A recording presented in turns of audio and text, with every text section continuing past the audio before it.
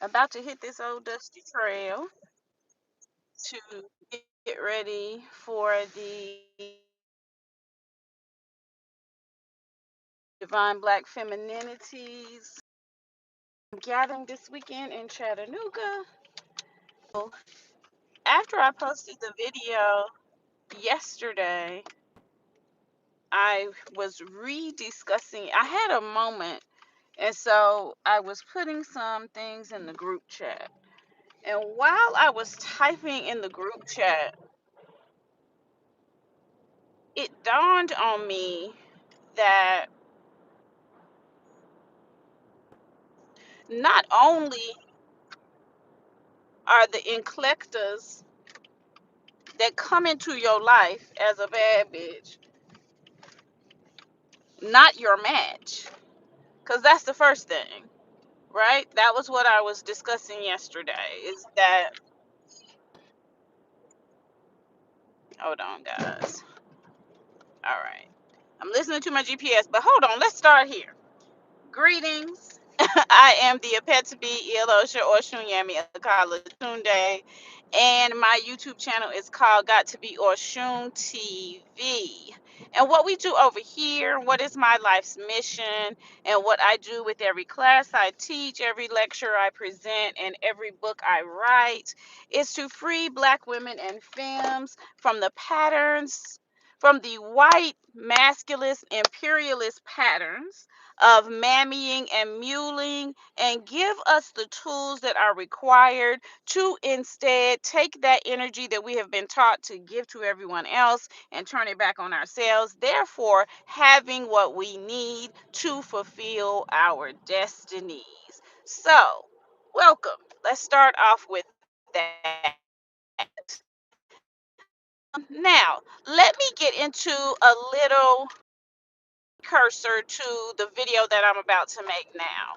I made a video yesterday when I was on my way to get my car serviced about Cam Newton and Lady NCLECTA moment. Eclectic is what he was saying. NCLECTA is how he said that you would spell it when he spelled it. Um, and he went, he went further, heavy on the end, and Lady London gave her version of what she thought the N stood for, etc. It was quite humorous.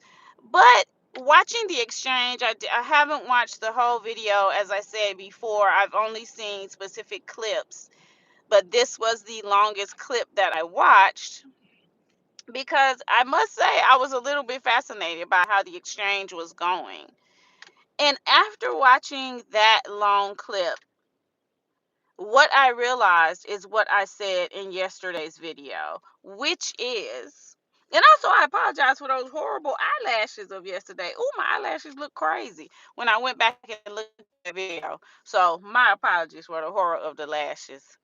Um, but what I noticed yesterday, and what I noticed when I watched the video that I posted yesterday, was that oftentimes, most of the time, and more times than not, when you are a bad bitch, and what I'm referring to as a bad bitch right now is a woman, a femme, who has her shit in order, who is doing what she wants to do in life, working towards what she wants to do in life, has taken the time to educate herself about those things that are important and relevant to her, may possibly have higher levels of formal education as well, and carries herself well, dresses well, has her own little style, own little fashion, keeps herself up physically to her own personal specifications.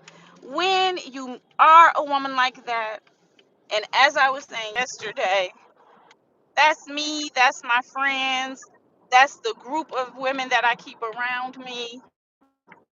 These are the kind of people that I've grown up around. This was my mother. This is my older sisters. These are the other women that I lived in a dorm with. I grew up around women like this, and I am a woman like this.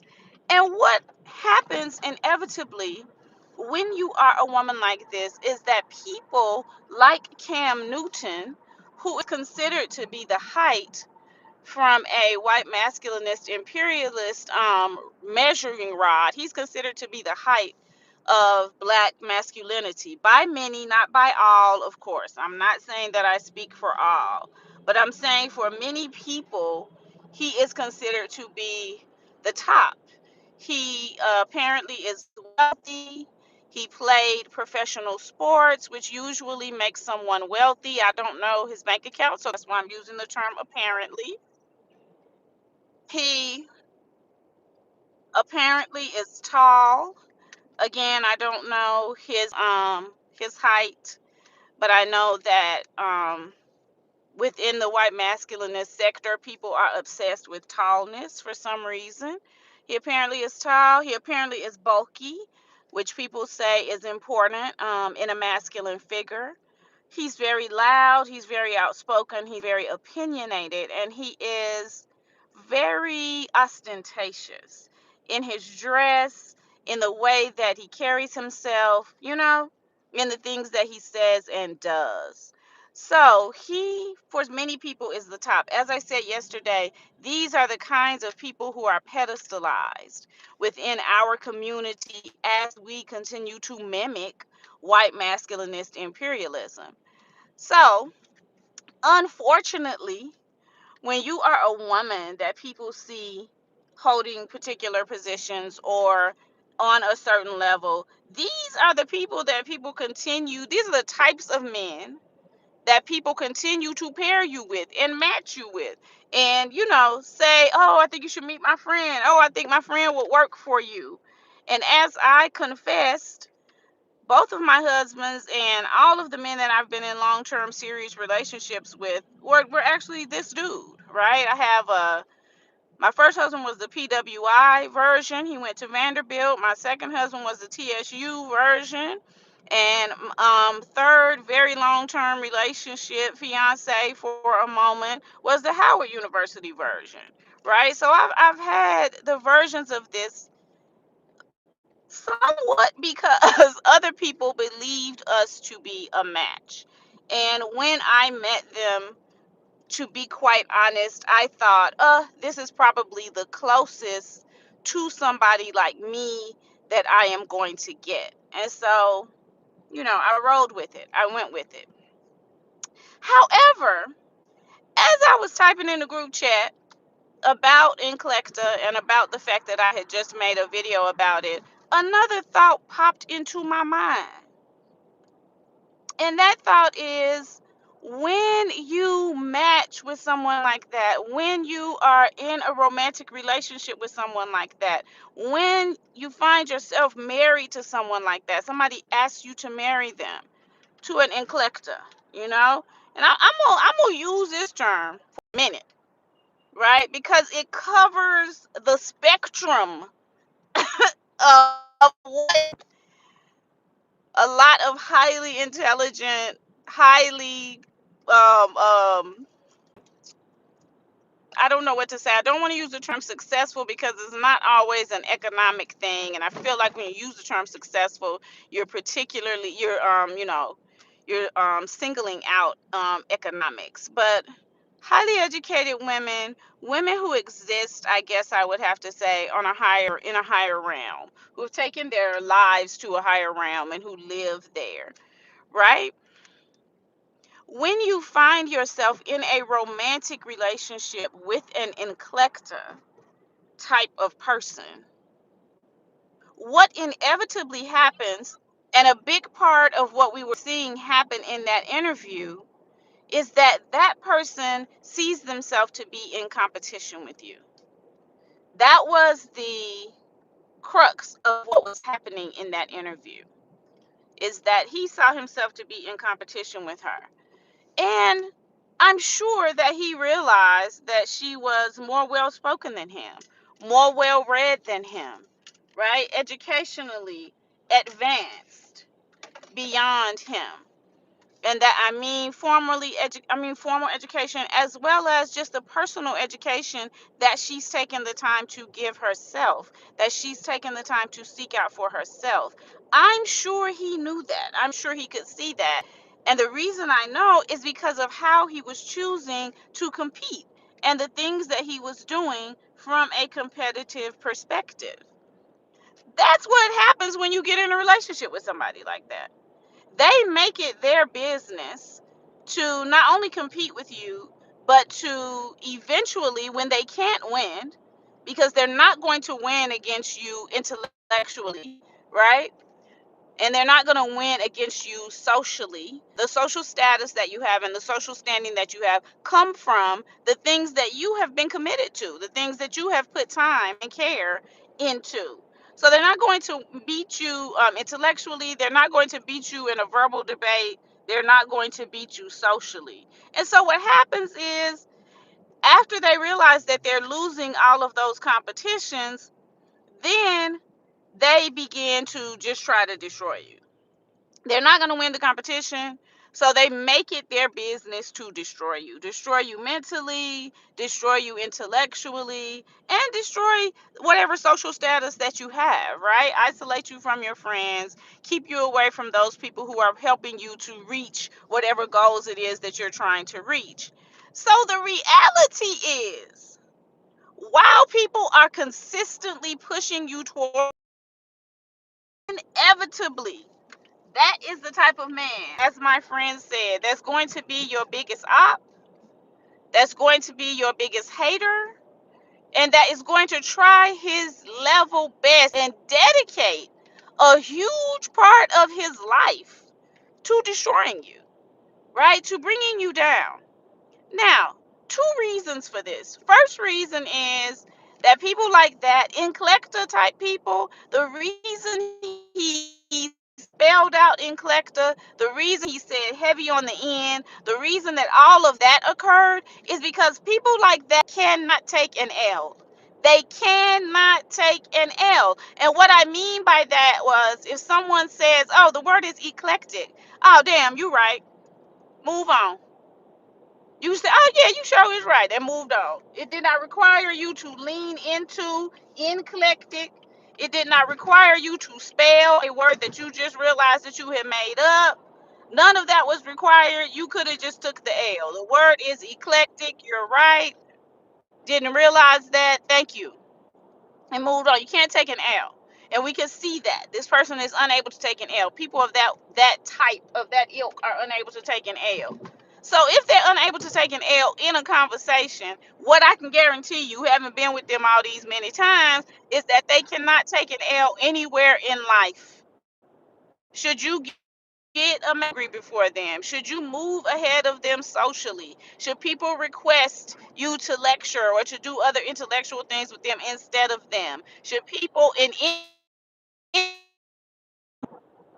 single you out and say, oh, we see your usefulness, we see your gifts, and we want to applaud you and pay you and, honor you for these gifts? Should people do to you in any way? Those eclectic dudes cannot take an L.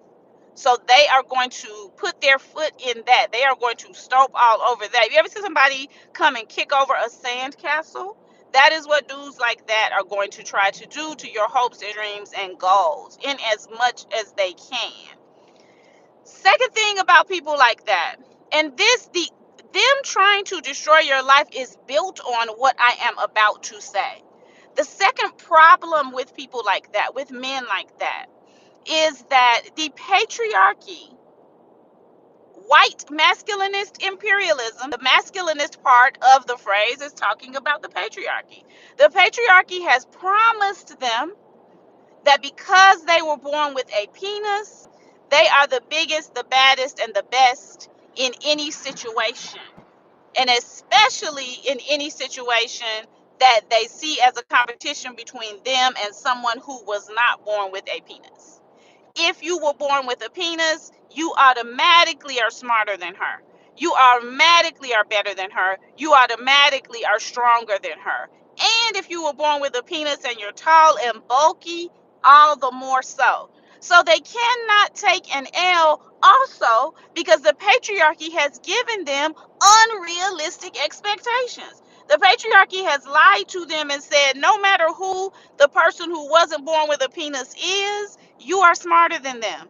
You are better than them. You know more than them. And y'all know I'm telling the truth because we be in conversations with these people all the time. We be in conversations with these people all day long. I remember way back in undergrad, I was dating this one dude. He was super, super smart. And his area of expertise was mathematics. So at one point he said, let's study together. I'll help you with the math and you can help me with the literature, with the English, with the writing. And I said, oh, that's such a good idea because, of course, I too am super, super smart.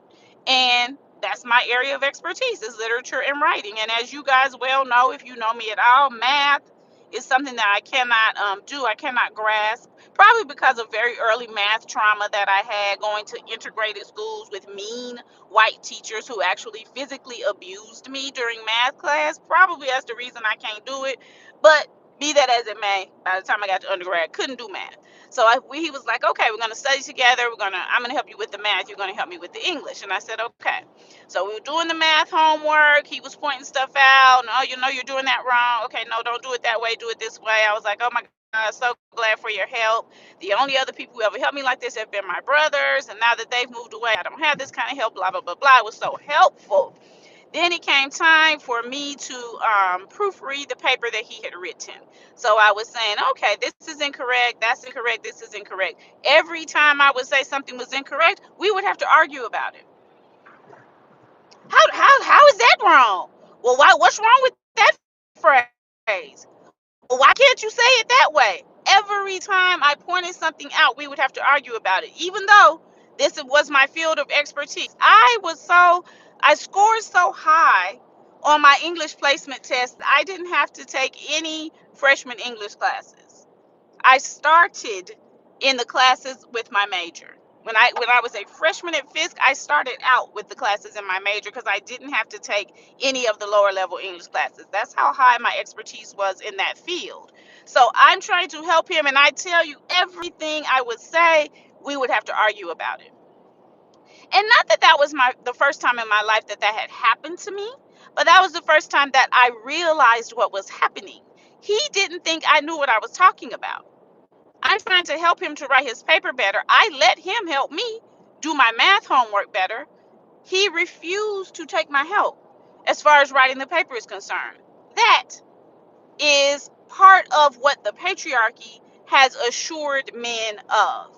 No matter who the woman is, no matter what her level of expertise is, no matter how much more than you she knows about this topic, no matter how much longer than you she's been working with this topic or in this field, you know more than her. So do not listen to her, do not take her advice, and most definitely do not give her the opportunity to move higher than you. So when you are dealing with an NCLECTA, the foundation of how he is acting and treating you is the patriarchy, is white masculinist imperialism.